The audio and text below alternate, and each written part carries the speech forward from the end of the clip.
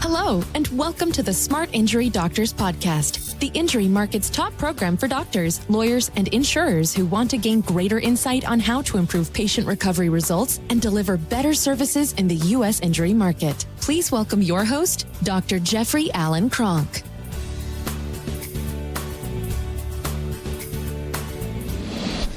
Okay, doctors, what I want to do today is I want to spend a little bit of time on depositions from kind of a little bit of a different point of view, maybe to give you some insight on how to make depositions a lot easier. First of all, what is a deposition? A deposition is really where you're going to be asked to, whether you do it by video or you have to show up somewhere and you're going to be recorded with a court reporter, but you're being asked to submit to raising your hand, telling the whole truth, nothing but the truth, so help you God, and then submitting yourself to questions that the defense attorney may have.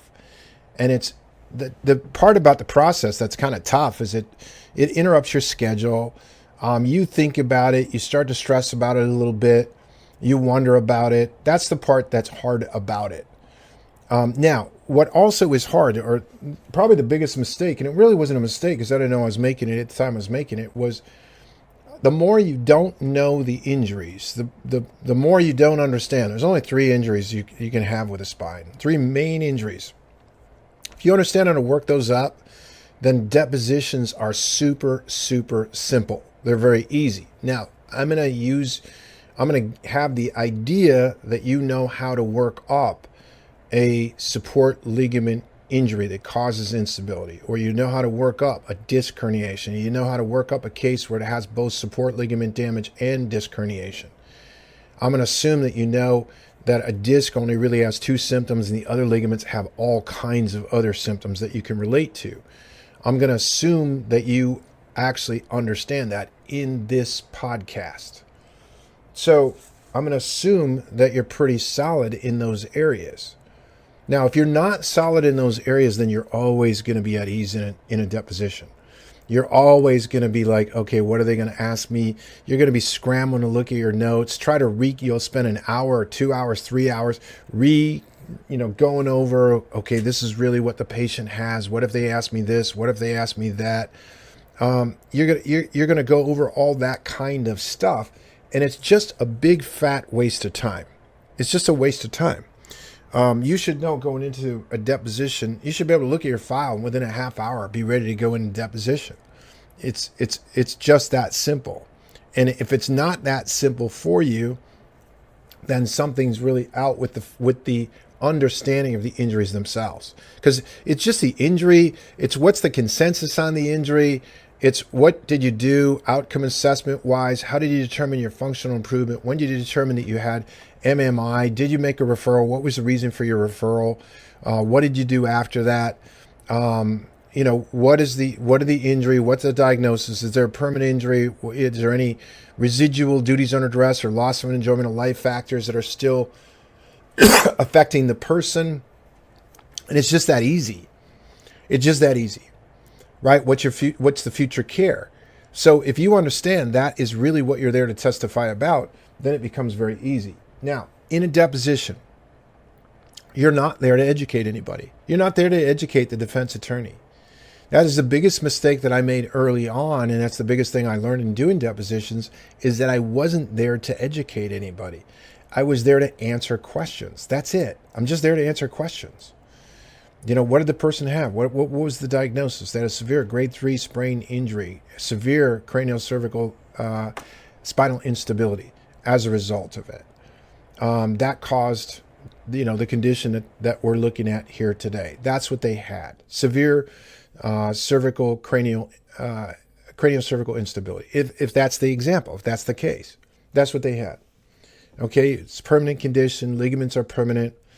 There was also permanent ligament damage at C2, C3, at the C2, C3 joint complex. That was grade 3, severe, rateable under the AMA guides, 5th edition or 6th edition in this case. That's what the person had. This is what we were treating. This is what we were stabilizing. This is what we were doing our outcome assessment procedures for. This is what we were, this relates to the patient's that relates to the patient's symptoms. Okay, so you're going to keep it very, very simple. That's it. You're not there to educate them. Dr. Conk, did this cause the symptoms that the person had? Yes. I don't need to recite research. I don't need to support what my yes means. I'm there to answer questions, yes or no. I'm not really there to educate the person. I'm not there to educate the attorney. The attorney needs to take the time to educate themselves. That's not you. That's not your job. Now, the other thing is I got to stay in my lane. I know my lane. I know my guidelines. I know I'm so consistent with my guidelines. I know what guidelines I use. I use ICA best practice guidelines. I use ICA best practice x-ray guidelines. I use practicing chiropractic clinical guidelines. I use the AMA guidelines. Those are the guidelines that I use. Those are the guidelines that I would be, guided against or evaluated against, right? So I know what guidelines I use. I'm just there to answer questions, right? But I'm going to stay in my lane. When you get out of your lane is when you start to educate, you start to explain, you start to actually over communicate. That's when you start to get out of your lane, and I can pick apart. You bring in research, good. I can go down the research line now. You want to start to answer a question and then support your answer with research. When nobody asked you for the research, nobody asked you to even support your answer, you're on your way out of your lane. Now, a lot of doctors will say, well, gosh, this is the way I avoid things, or I avoid trial, or, have great depositions. And if you've done that in the past and it works for you, that's great.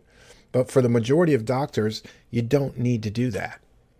You don't need to do that. I've never had to do that. So you don't need to do that unless somebody's asking you, and somebody's saying, geez, have you looked at this research? Or have you looked at, they may ask you a particular question along that line. But the biggest thing is you want to keep it simple, and you want to stay in your lane. And how many questions? I mean, on spinal injuries are like asking a dentist about a broken tooth. I mean, once you understand the simplicity of spinal injuries, it's just that easy. It's like a dentist being deposed on, well, they went through the windshield and broke their tooth. How did you determine it was a broken tooth? Good. What do the guidelines say you should do for that broken tooth? Did you do that? Yes. What were the future factors as a result of that? What was the how did treatment go? Did you need to do anything else follow up with that? It's just that simple. And the more that you make it complicated, the harder it is. So the biggest thing that I can tell you in depositions is you want to keep things very, very simple. You want to communicate in such a way that a 12-year-old could understand it. And like I said, that's no cut on any 12-year-old out there that's listening to this potentially. You just want to make it very communicative so that everyone can understand exactly what it is. And spinal injuries are that way. They are that simple. They are that simple, and there is that much consensus. So if I'm in a deposition, I don't want to basically give my opinion. When you have to give your opinion, you've sort of lost in the deposition process in my world, right? Because you want to go, like, I'm going to go by guideline. Here's what the guideline says, or here's what, you want to go symptoms? Good. Here's what Medscape says. Here's what major websites say. Here's what major guidelines say about this particular condition. You want to go to treatment? Good. Here's guidelines. You want to go to diagnostics? Good. Here's guidelines. You want to go into permanency? Good. Here's guidelines. You want to go into duties under duress, loss of enjoyment of life? Here's what the patient's saying. Unless they're lying, this is what they're saying. This is consistent with that injury. I get to the point where I've been in depositions where I've been like, I don't even know why I'm here. This was all in my notes. Everything was in my notes. Should have been easily assimilated by either the defense attorney, the insurance carrier, should have easily been assimilated by all parties. So I almost get the attitude of like, why am I even here? This is just an added expense. And when you get down to that point, and you're pretty confident that way, and you're pretty simple, and you stay in your lane, and you're not there to educate, you will find that you will have exceptionally good depositions. Now, what does it take to get that way? You got to do something. The only way you get good at anything is to do it.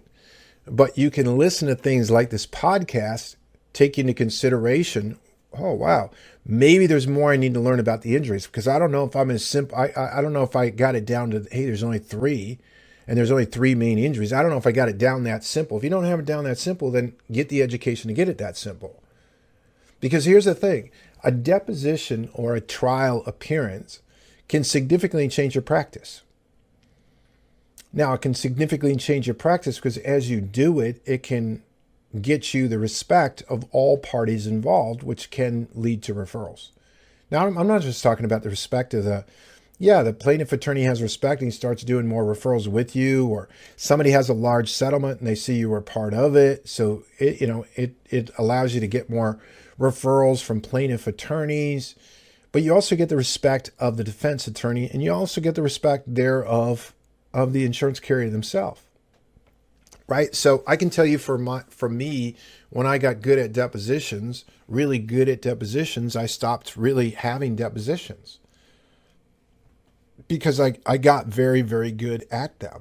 And here's the thing with a deposition, here's what's happening. In a deposition, you have the defense attorney, which generally does not understand the injuries well. You have the plaintiff attorney, which generally does not understand the questions well. And they're the ones kind of running the show. Right? So, one, you're walking in and you're going, okay, neither side really understands these injuries that well. But what they're trying to do, and what defense is usually trying to do, is sum you up as a witness. If I put Dr. Kronk, or if I put you, whoever you are that's listening, you that's listening to me right now, if I put you on the stand, will the jury understand you? Can you explain things simply so that anybody will understand it? Because if you can explain it simple, it's powerful. Now, if I'm the defense attorney and I can understand exactly what you're saying, you're comfortable, you're smooth, you're not easy to rile, you're very solid and competent with your information, I'm not taking you to court. I'm not going to court. I don't want you to speak to the jury. Now, if you're complicated, you answer in a way that is very, very, a lot of technical terms, and you're very complicated in your answers, I definitely want to take you to court because I didn't understand what the hell you said, and neither will anybody else.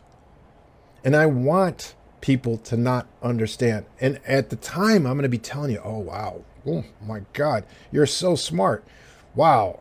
I'm going to give you the opinion like, boy, you are one sharpie sharp.